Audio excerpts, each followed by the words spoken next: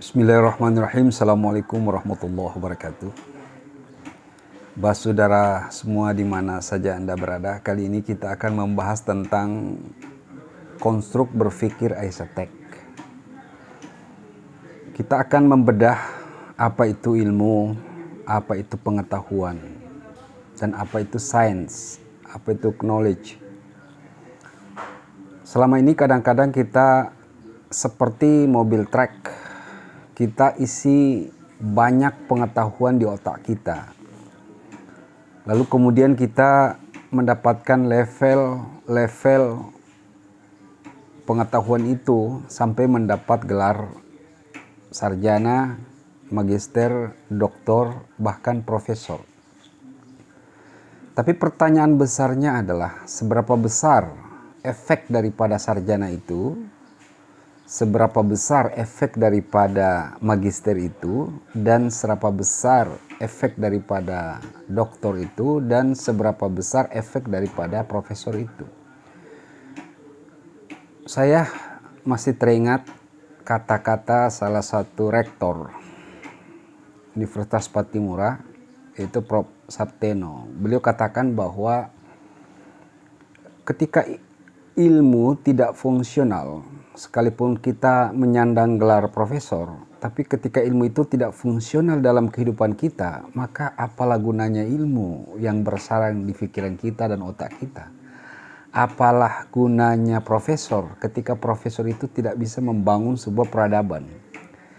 Nah, ini menarik sehingga kita membutuhkan semacam struktur berpikir yang lebih komprehensif dan lebih sempurna. Bagaimana cara menaklukkan masalah kehidupan kita yang selama ini kurang produktif untuk menuntun kita menjadi manusia yang sukses.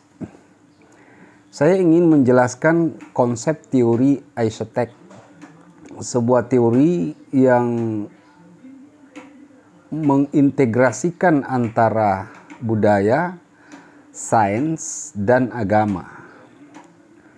Teori Eisenhower ini grand teorinya terambil dari sifat-sifat kenabian, yaitu sifat staff. Rasulullah itu sukses karena memiliki 4 sifat. Yang pertama, Rasul memiliki sifat siddiq. Beliau digelar al-amin, orang yang sangat dipercaya. Yang kedua, sifat tablik, kecerdasan menggali fakta, mengolah fakta, dan mengurai fakta. Yang ketiga, Rasul memiliki sifat amanah. Ketika diberikan tanggung jawab, presisi amanah itu dilakukan tepat pada waktunya. Dan yang keempat adalah fatonah, cerdas. Jadi tablik, kecerdasan membahasakan, mengkomunikasikan pengetahuan itu sehingga pengetahuan itu produktif di tengah masyarakat. Nah, dari teori ini kemudian di breakdown menjadi teori Eisenhower. Orang-orang yang mampu mengatasi masalahnya dan keluar dari musibah kemiskinan, keluar dari musibah kemelaratan, maka kita harus memiliki 5 kecerdasan yang diintegrasikan menjadi satu kekuatan besar. Yang pertama adalah kita harus memiliki A itu adalah kecerdasan akidah. Kita harus memiliki keyakinan kepada Allah Rabbul Alamin, pada Tuhan yang Maha Kuasa, yang memberikan energi berpikir, energi merasa, energi mendapatkan pengetahuan. Dari keyakinan ini melahirkan semacam iman, kepercayaan. Itu harus kita miliki. Itu energi pertama yang harus kita miliki.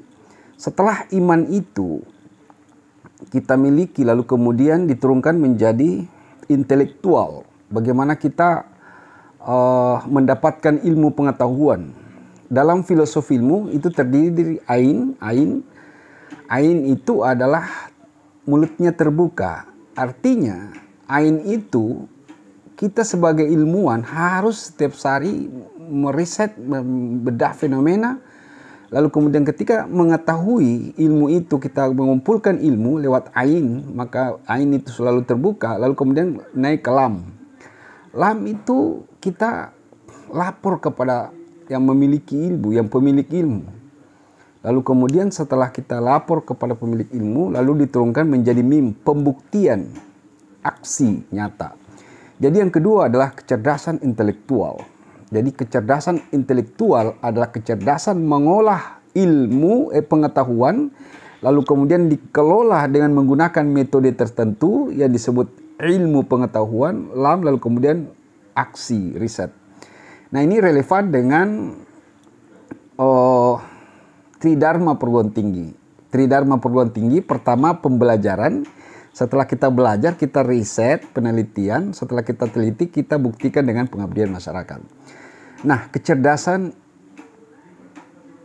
intelektual yang kedua. Nah, yang ketiga adalah kecerdasan syariah.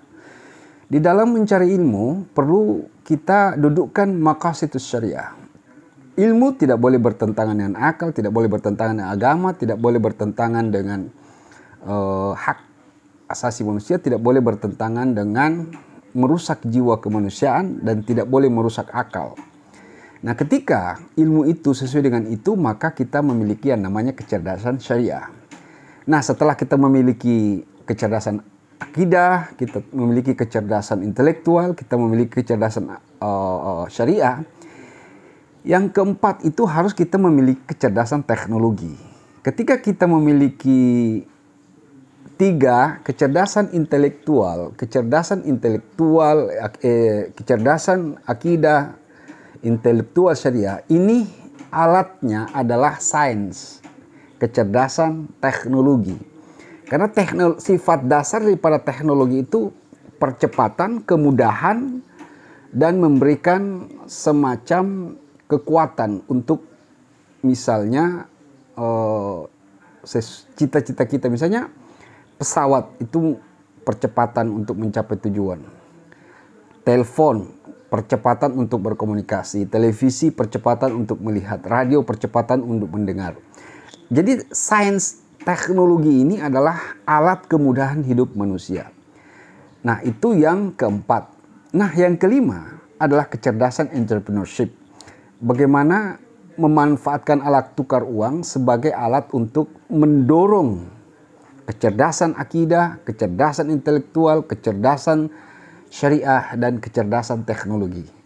Jadi piranti keuangan itu penting untuk meluruskan dan mewujudkan cita-cita kecerdasan akidah, kecerdasan intelektual, kecerdasan syariah, dan kecerdasan teknologi.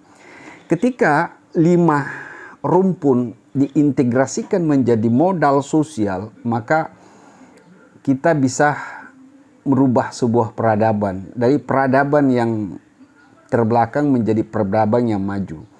Jadi peradaban yang kurang produktif menjadi peradaban yang produktif. Nah, ketika 5 kecerdasan ini dimiliki oleh pemimpin, maka pemimpin itu jadi sukses. Dimiliki oleh siapa saja, pasti dia menjadi manusia unggul. Ketika dia menjadi manusia unggul, maka seluruh hidupnya itu pasti bermuara pada keselamatan dunia dan akhirat.